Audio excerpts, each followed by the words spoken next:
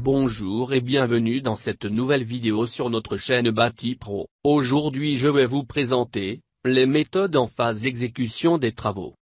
Les méthodes après la fin des travaux. Votre ligne directrice a clairement été définie lors de la préparation de chantier. Vous êtes capable de vous faire un scénario clair et précis du déroulement futur de votre chantier. Non? D'accord, il vous manquait des informations à l'époque. Les plans étaient encore au stade du dossier de consultation des entreprises, le client a changé d'avis sur certains points de conception, donc l'architecte va modifier ses plans. Le bureau d'études techniques structure va devoir attendre avant de pouvoir modifier les siens. Soyons honnêtes, oui, il va falloir reprendre une partie du travail fait lors de la préparation de chantier. C'est toujours comme ça.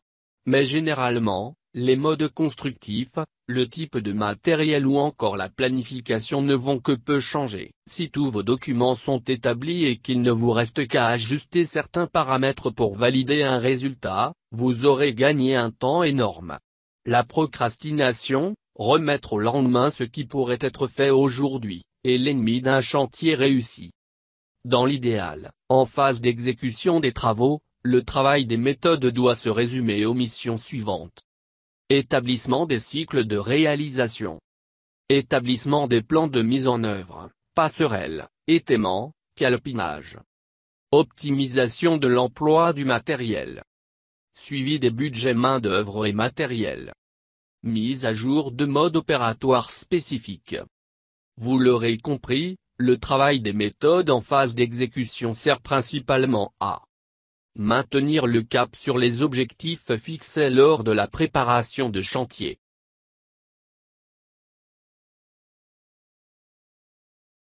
Oui, le travail de préparation de chantier commence aussi à la fin du chantier.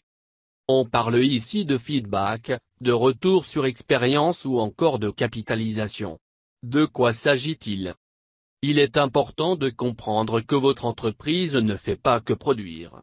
Elle possède une histoire, des références et un savoir-faire qui lui sont propres.